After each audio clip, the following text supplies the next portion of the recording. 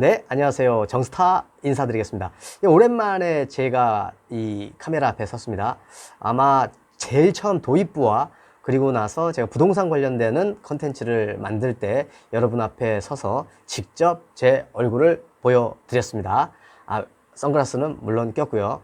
처음 초기에 제 트레이드 마크로 삼았기 때문에 앞으로도 선글라스는 바뀔 수 있어도 계속 끼고 나오지 않을까 생각됩니다. 또 뭐 여러 같은 성원이 있으면 또 벗기도 하겠는데요. 여러와 같은 성원은 없을 것 같고요. 계속해서 쓰도록 하겠습니다. 그리고 이 좋은 컨텐츠를 만들기 위해서요.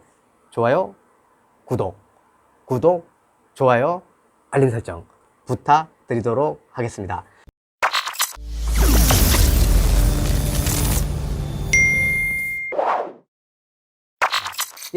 그동안 제가 거리 스케치와 인터뷰를 통해서 주로 구독자님들을 만났습니다. 그리고 기쁜 소식은요. 제가 7월 20일경에 유튜브를 시작해서요. 지금 4달 정도가 됐는데 400명의 구독자를 돌파했습니다. 감사드립니다. 제가 다소 무겁고 그리고 지루하고 그리고 재미없는 이야기 같지만 여러분들에게는 도움이 될 수 있다라는 백과사전식 컨텐츠라고 생각을 해서 계속 제가 분야별로 나눠서 베트남에 계시는 한국분을 인터뷰하고 또 베트남에서 한국을 알리는 베트남 현지인들을 인터뷰하고 베트남 곳곳을 돌면서 그 지역을 제가 구글 맵처럼 돌아다니면서 정구글입니다. 제 별명이 호는 정구글입니다. 제가 돌아다니면서 여러분들께 베트남 이곳저곳을 보여드리고 있습니다. 오늘 제가 여러분 앞에 선 이유는요. 여러분들이 좋아하시는 컨텐츠가 자팍다식 정스타라는 컨텐츠가 특별히 인기가 많은데요.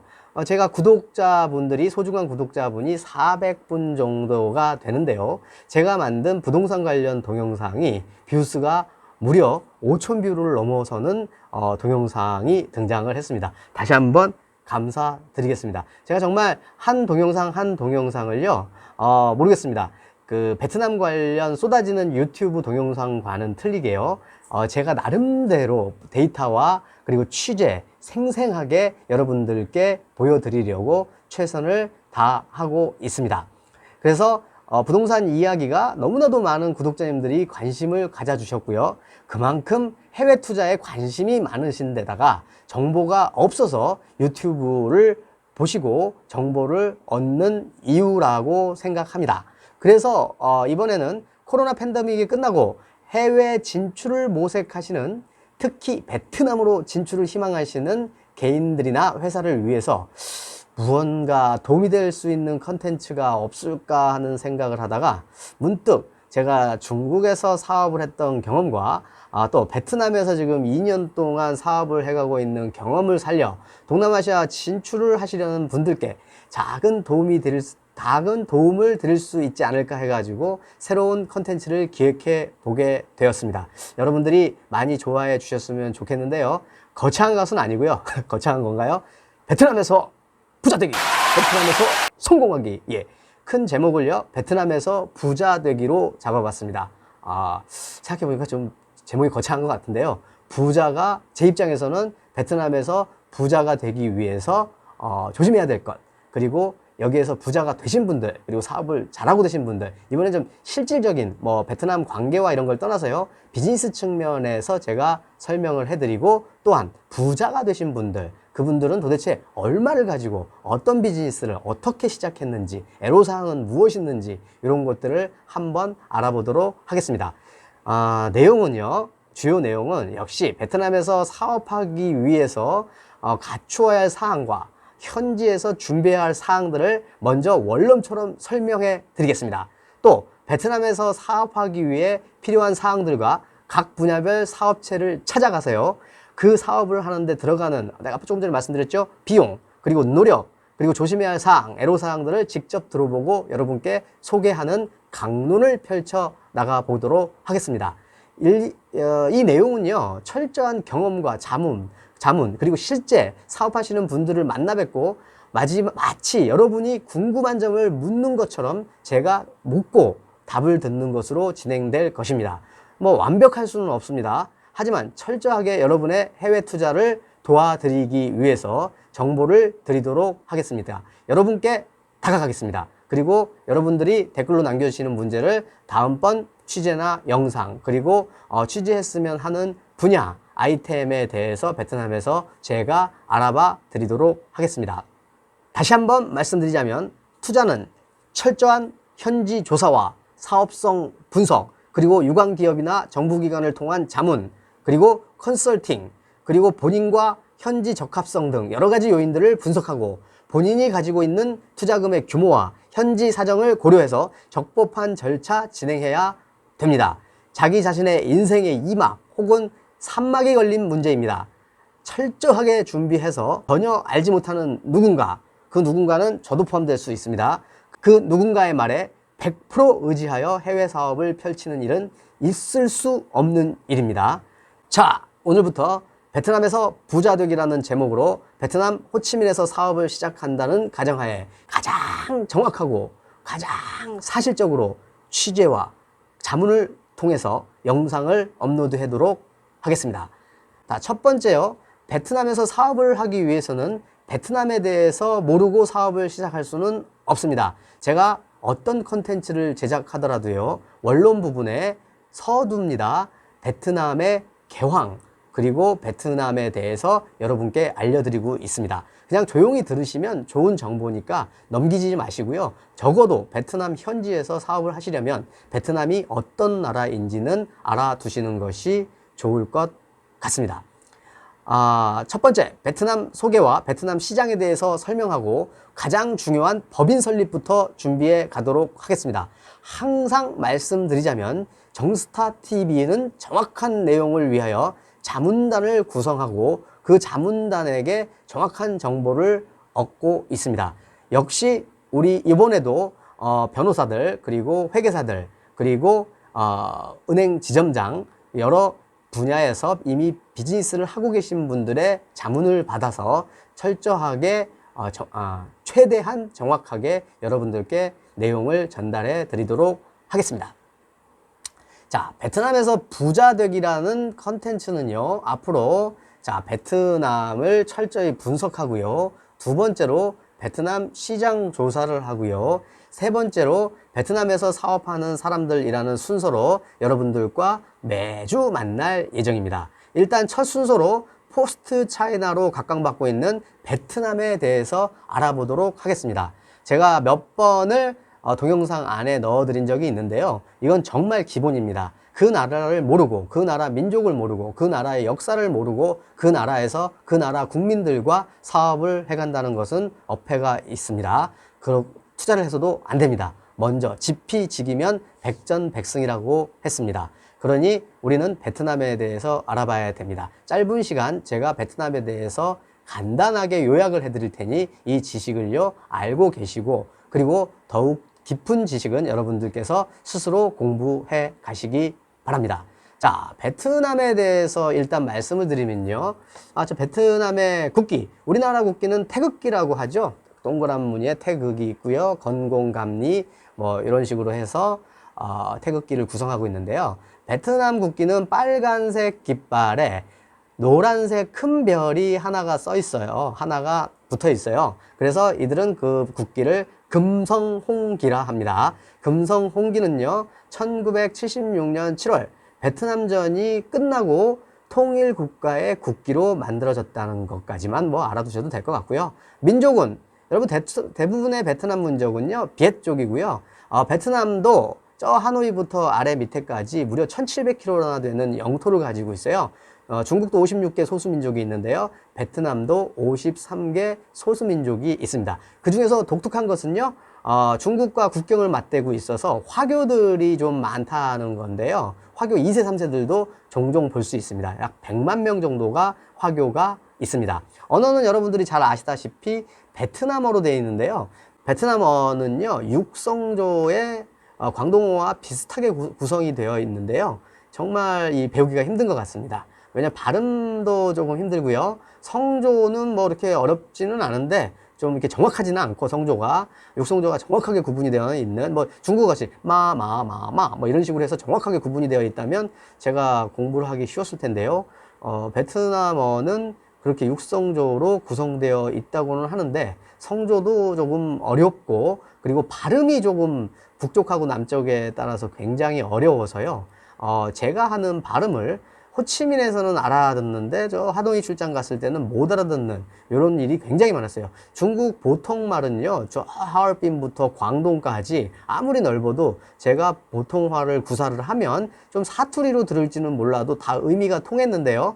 베트남에서 베트남어를 구사를 하면 잘 못 알아듣더라고요. 그래서 제가 내린 결정은 기본에 충실해서 기본만 하고 기본에 충실해서 더 열심히 많이 하자가 아니라요. 기본기만 하고 그리고 나머지는 영어와 혹은 가끔 중국어로 커버를 하자라고 결론을 내리게 되었습니다. 또 베트남 분들이요, 사업을 하시는 분들이 요즘 현대 산업이라고 하죠. 제4차 산업 그리고 IT 이쪽 분야에서 일하시는 분들은요, 저 미국이나 호주 유학파들이 많으세요. 왜냐하면 보트피플이라고 하는 월교들이 전 세계로 많이 퍼져 있는데 베트남도 가족 문화가 강하다 보니 조카나 자기 친척들을 불러서 영어나 이런 교육을 시킵니다. 그래서 굉장히 엘리트들이 많이 들어오고 있고요. 그리고 매니저급 이상 되는 다국적 기업이나 그리고 여기에 뭐 엔터테인먼트나 IT 업체들의 매니저급 이상들은 영어를 아주 잘 구사를 하고 있어서 제가 특별히 여기서 비즈니스를 펼치는 데는요, 어려움이 없었던 것 같습니다. 예. 그리고요, 면적은 이 베트남 전체가요, 33만 1200제곱킬로미터 정도 되는데요. 이는 세계 66위 정도 되는 면적이고요. 한반도 전체의 1.5배 정도 됩니다. 그리고 이렇게 S자 모양을 그리고 있죠. 그리고 나서 저 제일 끝에서부터 제일 아래까지가 무려 1750km가 되고요. 강도 굉장히 많습니다. 베트남이 굉장히 많아가지고 북쪽에는 뭐 홍강이라는 강이 있고요. 남쪽에는 여러분 잘 아시는 메콩강이 있어요. 메콩강은 정말 메콩강 유역에서 정말 생활하는 나라들이 굉장히 많죠. 4220km고요. 중국 티베트에서 발원을 해서 미얀마, 라오스, 캄보디아를 거쳐서 베트남 삼각주로 흘러내리는데요. 자, 이 강이 정말 여러 나라, 조금 전에 말씀드렸던 메콩 주변의 여러 나라를 먹여 살렸습니다. 그리고요, 베트남은 그 강 주위로 해가지고 곡창지대가 발달해 있어요. 베트남이 전 세계에서 쌀 생산량이 굉장히 많은 나라로 유명하죠. 우리나라는 뭐 2모작, 3모작인데요. 베트남은 3기작, 4모작까지도 얘기를 합니다. 자, 그럼 기작하고 모작이 뭐냐면요. 모작은 뭐 이런 거예요. 벼, 그리고 보리벼. 이렇게 땅에 그 토양을 생각을 해가지고 나눠서 이렇게 심는 건데요. 기작은요, 이 3기작. 4기작은요, 벼. 이 땅의 영양분을 벼가 굉장히 많이 흡수를 하는데, 이거는 태양 열과 그리고 그 강우량이 많은 데서만 가능합니다. 쨍쨍 찌는 나라에서도. 그렇기 때문에 베트남은 항상 풍요로운 나라인 것 같습니다. 자, 베트남이요. 제가 사는 호치민이 평평해가지고 전 국도가 평평하리라고 착각을 하실 수가 있는데요. 저 중부 그 이상으로 가면요, 산간 고원 지역이 많습니다. 제가 얼마 전에 올렸던 달랏이라는 곳이 1600m 고지잖아요. 야, 근데 여기 베트남에서 가장 높은 산이요, 무려 3143m에 이르는 산이 있고요. 또 2000m 이상 되는 산들이 무려 뭐 10여 개 이상이 된다고 하니까 정말 베트남은 자연으로서는 축복을 받는 나라라고 할 수 있겠어요. 평야지대, 곡창지대와 산간지대, 그리고 태풍이 잘 지나가지 않는, 가끔 지나갑니다. 다낭 북쪽으로는요. 필리핀 해상에서 발생된 태풍이. 그리고 홍수가 별로 없고요. 이런 축복을 받는 나라고, 예, 국민들이 공산주의 시스템에서 이제 나와서 조금 더 부지런해지시고 세계를 배운다면 민족성도 한국 사람들과 좀 비슷한 것들이 있어서 굉장히 동남아시아의 맹주로 접근하지 않을까. 그러기 위해서는요, 우리나라가 지금까지요, 문호를 1992년에 개방을 하고 서로 문을 열고요, 교류 관계를 확대해 왔는데요. 지금 아주 관계가 좋습니다. 그 뭐 일부 유튜버들이 뭐 베트남과 뭐 이렇게 좀 설전을 벌리고 뭐 베트남 관련되는 기사를 안 좋은 거를 쏟아내고 있는데요. 사실 그렇지 않습니다. 그리고 또 베트남은 분명히 우리나라가 생산기지 또 소비기지로서 어떤 게 정답일지는 저도 모르겠어요. 생산기지로서도의 매력도 있고요, 소비기지로의 매력도 있는데요. 두 마리 토끼를 다 잡는 것이 어렵다면 심사숙고 해야 됩니다. 아직 소비 수준은 많이 올라오지 않았어요.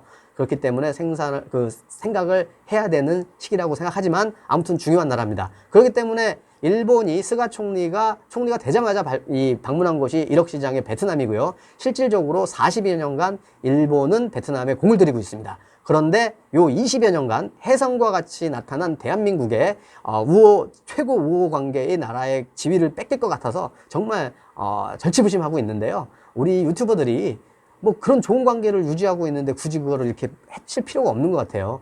누가 누구를 배신했다는 말, 그런 말들 쓰지 말고요. 또 누가 누구를 일방적으로 돕는 거 이 세상에 없어요. 이제는 지금 자국주의예요. 전부 다. 자국이 자국을 생각하는 거에 대해서 손가락질 하면 안 됩니다. 왜? 대한민국도 우리나라를 생각을 해야 되죠.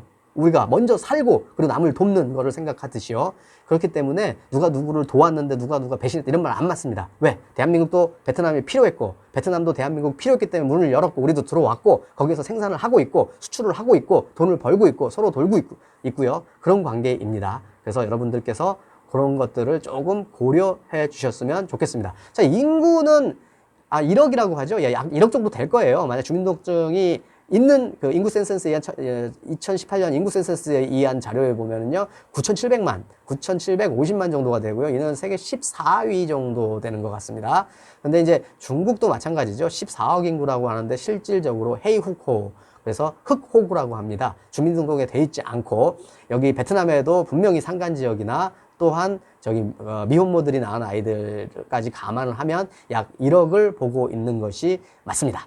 자, 기후는요. 베트남은 길다고 했죠. 1700km예요. 북부 아열대에서 남부 열대성 기후까지 다양한 기후를 나타냅니다. 제가 살고 있는 호치민도요. 열대성 기후입니다. 저 위 하노이는 사계절이 있어요. 아주 뚜렷한 사계절이 있고요. 거기 겨울이 어디 있어 하는데요. 겨울 추워요. 으스스하게 춥고요.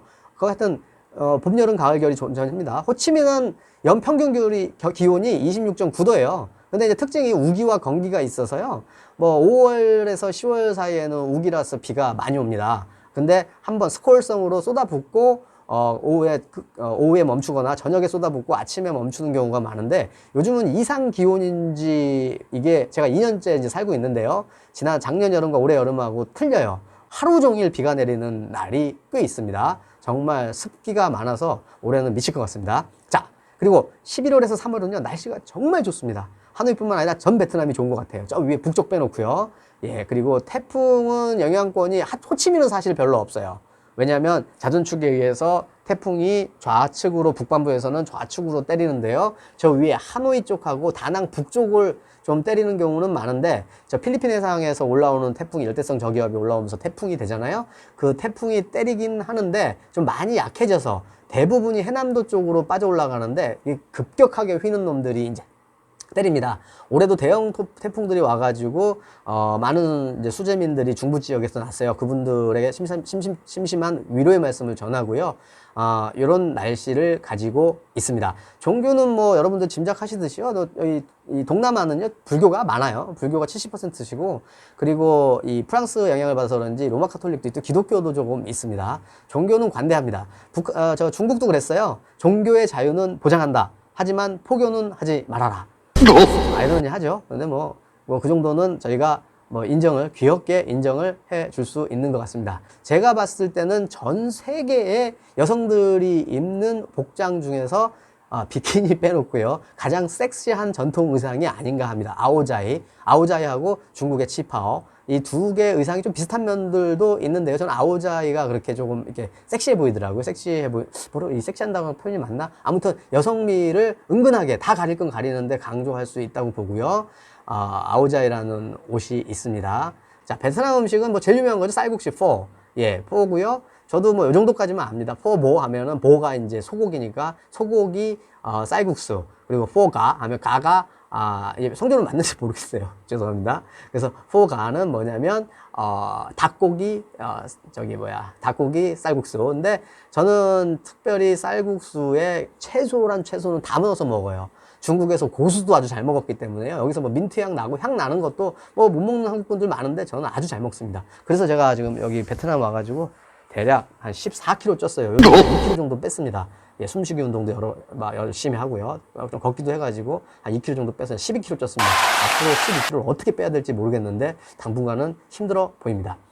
또 국민 스포츠는 축구고요. 뭐 박항서 감독님 기사들이 인구에 많이 회자가 되고 있어요. 유튜브에서 특히 여기 베트남에 살지 않는 한국 유튜버들이 그 기사 내용을 어디서 받아왔는지 모르겠는데 그걸 보고 자기작으로 해석을 해서 여러분들께 많이 알려주는 게 있는데, 뭐 박항서 감독이 뭐 옮기는 나라가 뭐 그분들 얘기에 의하면 뭐 중국도 옮겼고 태국도 옮겼고 뭐 엄청나게 많아요. 말레이시아도 옮겼고 뭐 많은데요. 아직 정확한 기사는 없고요. 저도 박항서 감독님하고는 간접적으로 좀 이제 정보를 알 수 있고 친분이 좀 있어가지고 듣는 얘기로는 지금 베트남 국가대표하고 23세 대표팀을 위해서 열심히 노력하고 계시고요. 아직 뭐 특별한 거 없어요. 그리고 박항서 감독님이 뭐 이렇게 막 화내고 막 그런 스타일 아니고요.